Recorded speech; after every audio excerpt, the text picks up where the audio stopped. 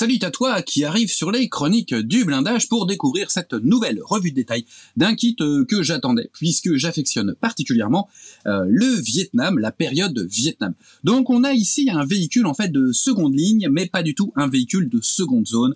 Attention, c'est une vidéo qui va contenir énormément de jeux de mots un petit peu limite. On est lundi matin, la semaine commence et c'est déjà compliqué. Donc on a ici en fait un véhicule plutôt destiné à transférer du matériel, des gros bâtiments qui amènent voilà le matériel, les munitions, etc. Donc c'est un petit peu un petit véhicule qui fait la navette entre ces gros bâtiments, ces gros navires et la plage, principalement la plage de Hanoï. Donc on n'est pas du tout sur un véhicule qui a combattu, j'ai fait pas mal de recherches, j'ai pas trouvé vraiment de combat. Alors peut-être éventuellement il est allé un peu plus vite que d'habitude lors de l'offensive du Tet pour traverser la plage, mais je dis Hanoï, mais je voulais dire Da Nang, bien entendu. C'est voilà, je vous l'ai dit, c'est lundi matin, donc c'est la confusion des genres. Bien entendu, à Hanoï, il y avait pas de l'Arc, il y avait pas d'Américains. Les seuls Américains qui étaient à Hanoï étaient au Hilton. C'est comme ça qu'on appelait la prison nord-vietnamienne pour les prisonniers de guerre américains. C'était le Hanoi Hilton. Voilà, donc du coup ça m'a permis, vous avez vu, d'introduire une petite information qui n'a rien à voir avec le kit, mais une petite information historique. C'est toujours bon à savoir, vous avez vu, la connaissance, c'est comme la confiture, moins on en a, plus on l'étale. Donc attention, ça va tartiner sévère dans cette petite vidéo. Donc destiné à vous présenter le nouveau modèle qui a été annoncé en fin d'année, donc voilà, qui a été annoncé il y a 4 ou 5 mois, de chez Geco. Alors bon voilà, ne me mettez pas de commentaires sur la prononciation. Je pense que suivant qu'on la prononce de notre côté ou du côté plutôt anglophone, on dirait Geco ou Gecko. Donc on va dire cette marque hongkongaise. Non, on va dire Geco. Allez, on va dire non, on va dire Gecko. Allez. Je sais plus. Allez, on va dire Gecko. Donc, ce petit véhicule amphibie qui a un tonnage de 5 tonnes, enfin capacité de transport de 5 tonnes, qui a servi pendant la guerre du Vietnam. C'est un petit sujet franchement original et c'est un choix intéressant de la part de Geco, parce que voilà, il y a cette déco à dents de requin, mais malgré tout, c'est très original parce que je pense que ça va surtout plaire, pas forcément aux amateurs de la guerre du Vietnam, mais à ceux qui cherchent des sujets un petit peu presque loufoque, parce que ce véhicule en fait il est toujours largement utilisé, mais plutôt pour transporter des touristes, notamment je crois que c'est en Islande, donc avec des couleurs dans les jaunes, bleus, etc. Il a aussi été utilisé par une mission australienne en Antarctique. Donc il y a des choses plutôt décalées à faire et plutôt sympa. Et un petit véhicule très très chouette, notamment sur le vieillissement. Rien que vous allez voir, vous tapotez un petit peu sur le Ternet, comme on dit, et puis vous verrez que, notamment sur la mission en Antarctique, la mission australienne, on a pas mal de vues et ça vieillit. De toute manière, tout ce qui traîne dans l'eau, ça a tendance à vieillir, à s'oxyder, à se corroder largement plus vite que ce qui roule sur la Terre. Donc voilà, ce petit véhicule, alors c'est le petit frère de l'énorme l'Arc, avec ses énormes roues, etc., qui sont très impressionnantes. Donc là, on a plutôt quelque chose à taille humaine, un joli petit kit, vous allez voir. Gecko, je sais plus si j'ai déjà fait une review vidéo pour Gecko, je sais plus. Mais en tout cas, si je l'ai déjà fait, parce qu'on en est quand même quasiment à 80 revues de détail en un an, donc vidéo, donc j'ai tendance à perdre un petit peu le fil parce qu'en même temps je fais aussi les revues de détail pour le magazine, donc je sais plus ce que j'ai fait en vidéo, ce que j'ai fait en papier. Mais en tout cas, Gecko, c'est une marque qui me rappelle Bronco. Voilà, en termes de qualité, en termes de plastique, en termes d'approche d'assemblage, etc. C'est des kits qui sont très bien détaillés et qui sont pas complexes. Donc ça a été plutôt bien pensé, mais voilà, c'était une intro qui dure quand même 5 minutes, donc il est peut-être temps de regarder. Alors commençons par la notice de montage. Une notice de montage au format à l'italienne, format paysage, format allongé, avec un petit historique que vous trouverez en chinois, en japonais, en coréen, en allemand et en anglais. Donc sur le Lark 5, année de mise en service, etc. Donc une petite présentation type Wikipédia. Le matériel, hein, il vous faudra une pince, il vous faudra des forêts, il vous faudra un cutter, il vous faudra des prusselles, il vous faudra de la cyanoacrylate, il vous faudra de la colle plastique. Bref, il vous faudra le matériel de base du maquettiste. Donc vous avez vu, c'est un kit bien qui se décompose en quelques grappes. 1, 2, 3, 4, 5, 6, 7, la pièce principale, et puis vous avez 8 grappes, hein, 4 ici et 4 ici pour les roues. Vous avez également une petite planche de photodécoupe, donc ça c'est toujours bien vu, les pneumatiques, une petite section de fil nylon et une planche de décalcomanie pour les décorations. Donc une planche, une notice, pardon, c'est décidément lundi matin, c'est dur. Une notice de montage avec plutôt des images en 3D, vous avez vu, donc c'est pas mal. On commence par assembler l'hélice, les deux hélices. Non, l'hélice, pardon. Non, il y a qu'une hélice, excusez-moi, je confuse. L'hélice, et puis ensuite, voilà, le système de roue. Et puis, on attaque l'intérieur. Donc avec avec les vitres au niveau de la cabine, quelques petits éléments, quelques petits points d'attache qui sont en photodécoupe. La cabine est détaillée hein, avec le tableau de bord, hein, et puis le volant, la planche de bord, hein, voilà les cadrans. Une version qui peut être armée d'une calibre 50 hein, sur pylône, sur affût au milieu du véhicule. Hein, vous regardez les photos, mais en général c'était plutôt retiré pour laisser de la place afin de mettre un petit peu plus de matériel, pour transférer un petit peu plus de matériel jusqu'à la plage. On continue, donc vous avez vu là les cadrans sont fournis en décalcomanie. Décalcomanie individuelle. Vous avez vu ici, vous avez les pédales. On continue le montage ici. Vous avez vu, ça passe assez vite. Hein. On a le pot d'échappement qui est complété d'éléments en photodécoupe, donc ça c'est plutôt pas mal. La protection du pot d'échappement, donc la grille, est une jolie pièce en photodécoupe, donc ça ajoute toujours en détail. On a également la grille du radiateur en photodécoupe. On continue ici avec la plaque en photodécoupe, donc au choix, puisque vous pouvez mettre soit le type de véhicule USRMI, vous pouvez aussi mettre en fait le numéro du véhicule. Et puis on termine. Donc pour le travail en sous-ensemble, vous voyez que ça va être tout à fait possible. Après, à voir bien entendu si le toit de la cabine s'ajuste parfaitement. Mais je pense que chez Gecko, jusqu'à maintenant, il n'y a pas eu trop de soucis à ce niveau-là, sur ce que j'en ai vu en tout cas. Et puis vous voyez le véhicule qui est largement ouvert. Donc vous avez ici les barrières qui peuvent s'abaisser. Hein. Alors sur le kit elles peuvent pas s'abaisser, mais vous pouvez les présenter baissés, hein, les garde-fous avec la toile de protection.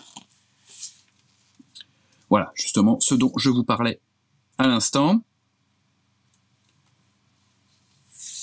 Les grosses roues sont finalement disposées hein, sur les axes. Vous avez également un petit pneu ici hein, qui évite de taper le quai. Vous avez aussi là les cordes tressées qui servent également à ne pas taper sur le quai directement. Et puis on attaque donc les décorations. Donc on est à Da Nang 1965 avec l'USRMI et puis une couleur silver grey. Donc un gris argenté hein, mais mat. Hein. Toujours Da Nang en 1965. Donc vous avez deux propositions, non trois pardon, et une troisième qui est là pour l'armée argentine pendant la guerre des Malouines en 1982.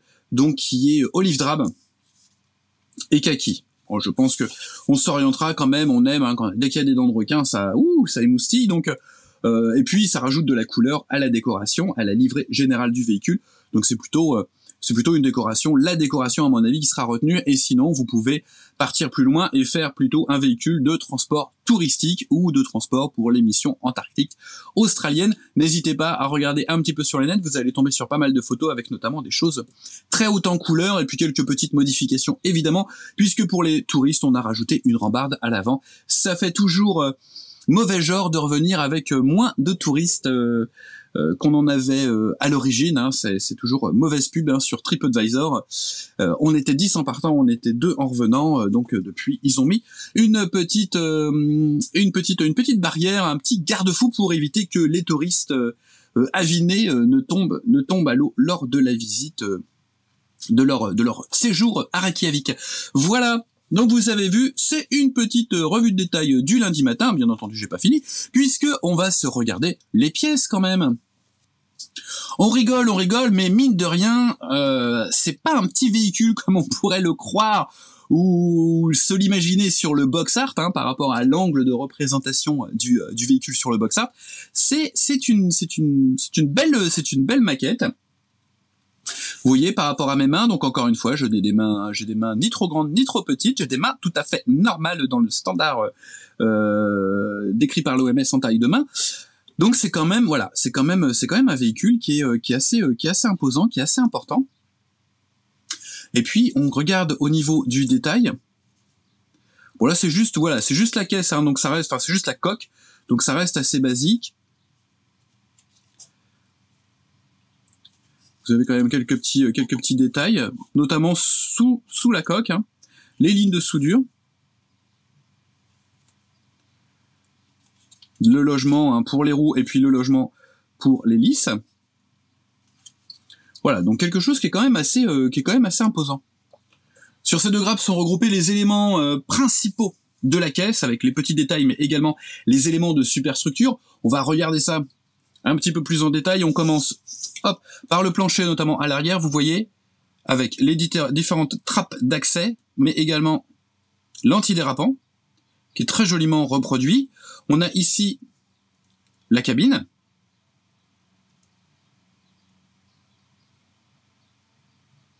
C'est joliment moulé chez Gecko, hein, et vous avez vu que les points d'accroche sur les grappes sont là bien situés.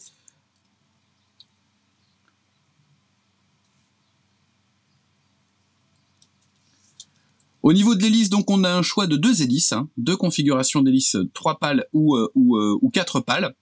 On n'a pas plus d'informations par contre sur laquelle correspond à quelle option de décoration. Donc ça, il faudra peut-être faire quelques menus recherche. On regarde la planche de bord, le tableau de bord avec les cadrans. Ça reste assez succinct, c'est assez spartiate hein, à l'intérieur comme véhicule. Hein. Un volant, 2 pédales, des cadrans, et puis roule ma poule, ou plutôt vogue la galère. On continue donc toujours avec des éléments de structure sur cette 2e grappe.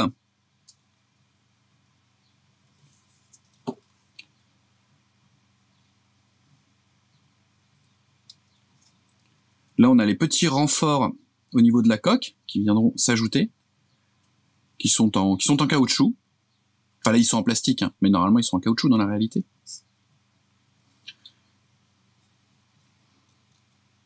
Le détail des surfaces est joliment restitué. Hein.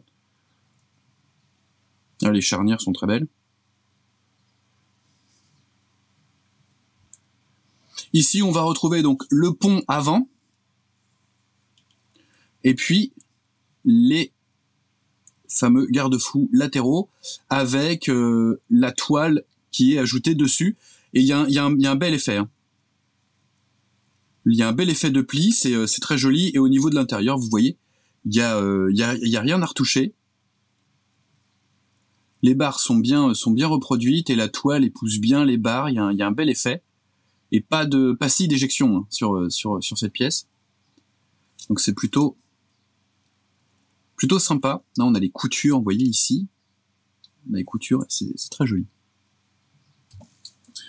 On a 4 grappes comme celle-ci, hein, puisque sur les pièces qui sont sur ces grappes figurent en plusieurs exemplaires sur le kit, hein, notamment, vous voyez ici les moyeux pour fixer les roues, la cordelette, hein, enfin la corde tressée qui sert à amortir les chocs contre la coque.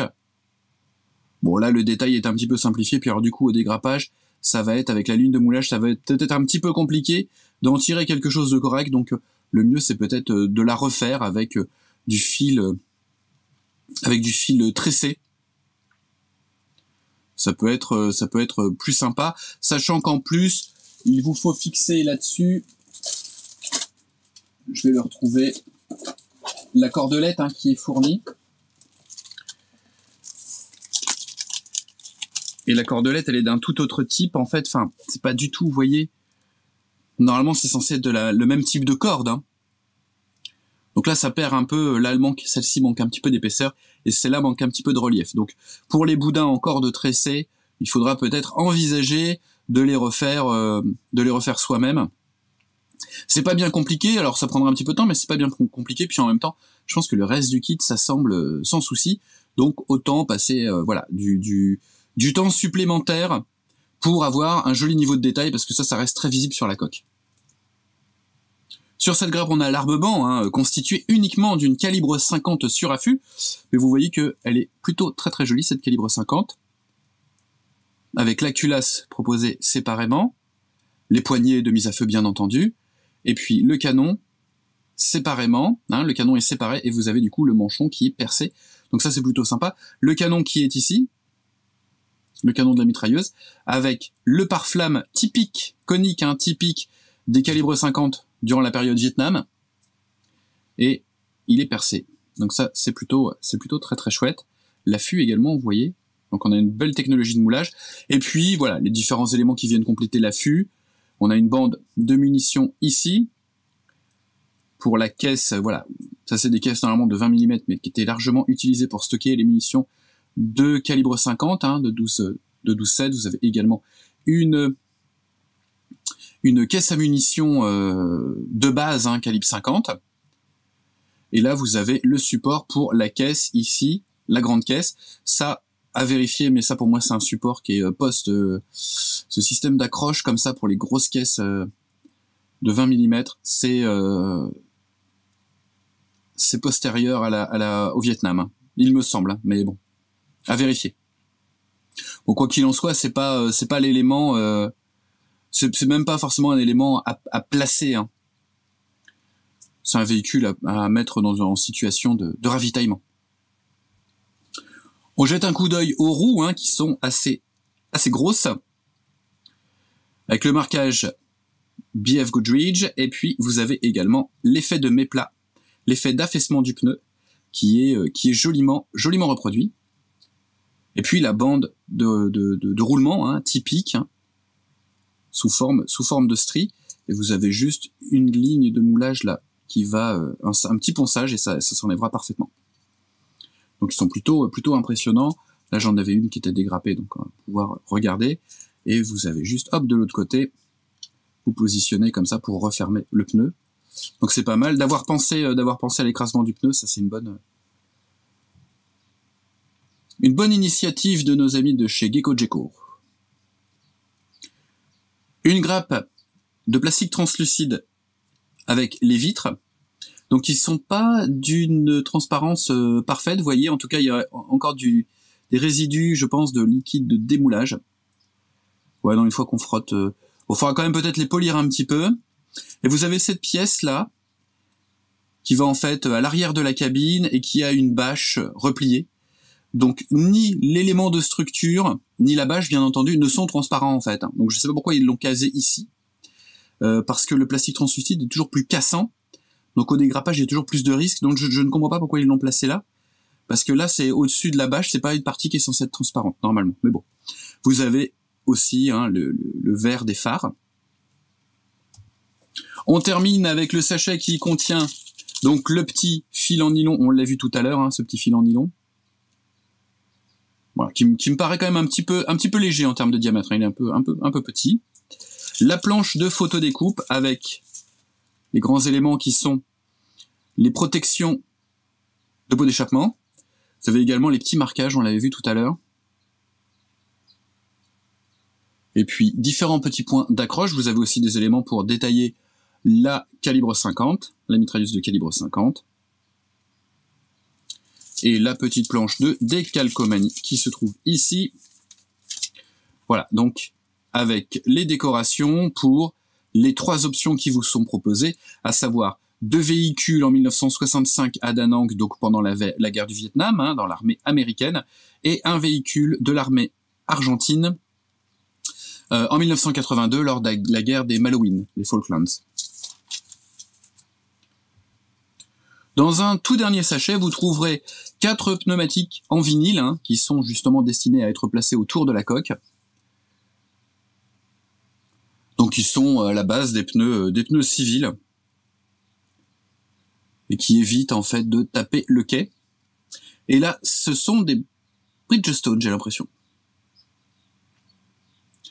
Non, des Bridgestone, pour éviter tout problème de licence et de droit. Donc voilà, donc des pneumatiques Bridgestone. Tu as mis quoi, toi, en pneu hiver? Moi, je prends des Bridgestone. C'est le meilleur pneu hiver.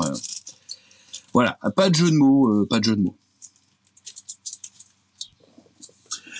Comme j'aime de plus en plus les sujets originaux, en tout cas, j'apprécie de plus en plus que certaines marques prennent vraiment le parti de sortir des grands classiques, hein. J'en parle à chaque fois sur Copper State Model. Et bien là, chez Gecko Models, cette marque hongkongaise, on est aussi un petit peu, j'ai l'impression, dans cette philosophie, alors plus sur une période moderne, hein, puisque CSM, on est sur la Première Guerre mondiale. Là, avec Gecko, on est plutôt sur du moderne. Là, dans le cas présent, on est sur du Vietnam. Gecko, ils ont aussi fait pas mal de camions Deuxième Guerre mondiale, de camions anglais, hein, qui étaient le parent pauvre de cette période et sur ce type de véhicule. Il semble quand même se détacher que cette marque apprécie énormément tout ce qui est soft skin. Et là, d'avoir un engin amphibie, même si c'est la guerre du Vietnam, c'est quand même un sujet largement apprécié. Mais là, ils ont trouvé l'originalité qui fait aussi l'intérêt du véhicule. Je pense notamment aux maquettistes qui veulent réaliser des sujets civils ou des véhicules qui ont été détournés, récupérés, réutilisés. Hein. Je vous l'ai dit, le milieu touristique. Vous allez voir, il y a des trucs vraiment très très marrants à aller voir sur Google. Hein. Très vite, vous allez tomber dessus. Sur des adaptations, des réutilisations de ce Lark 5. Donc, et une jolie maquette, au-delà du sujet, vous avez vu, c'est une jolie maquette, c'est bien moulé, c'est bien détaillé. On a la petite planche de photodécoupe pour les éléments qui méritent effectivement d'être très fins. Donc, c'est vraiment plutôt très sympa. Chez cette marque, vous trouverez aussi la série des petits véhicules anglais qui ont été utilisés notamment en Afghanistan. Les petits véhicules 6 roues dans différentes configurations. Donc c'est vraiment sympa. Il y a aussi de jolies figurines anglaises à Afghanistan. Vous avez aussi chez eux des sets d'armement moderne anglais. Donc c'est une marque à surveiller. En tout cas, c'est une marque vraiment moi que je trouve vraiment bien. Et dont je suis les nouveautés et les annonces avec beaucoup d'intérêt. Ce Lark 5, et vous avez vu entre le moment où c'est annoncé, ou en tout cas les premières images arrivent en nous disant on va sortir ça. Donc là, c'était en décembre 2020. Le kit est arrivé il y a quelques semaines. Donc vous avez vu, il s'est passé 5 mois. C'est relativement court. Parce qu'en général, aujourd'hui, il y a des marques qui font des effets d'annonce et il y a des maquettes qu'on attend depuis bientôt 10 ans. Donc voilà. Une maquette que vous trouverez bien entendu chez notre partenaire Domino, et je remercie Sylvain et Gecko Models de nous avoir fourni cet échantillon pour que nous puissions vous le présenter. Vous avez vu, j'ai un ton beaucoup plus posé qu'en début de vidéo, alors que j'ai tout fait d'une traite. C'est juste que là, voilà, je voudrais pas trop dire de bêtises, hein, c'est bien de rigoler, mais il faut pas toujours rigoler. Il y a des moments, il faut quand même être hyper sérieux. Là, quand même, on est sur un engin amphibie qui fait la navette entre la plage, le machin, donc on est quand même sur quelque chose de sérieux, non? Pensez pas?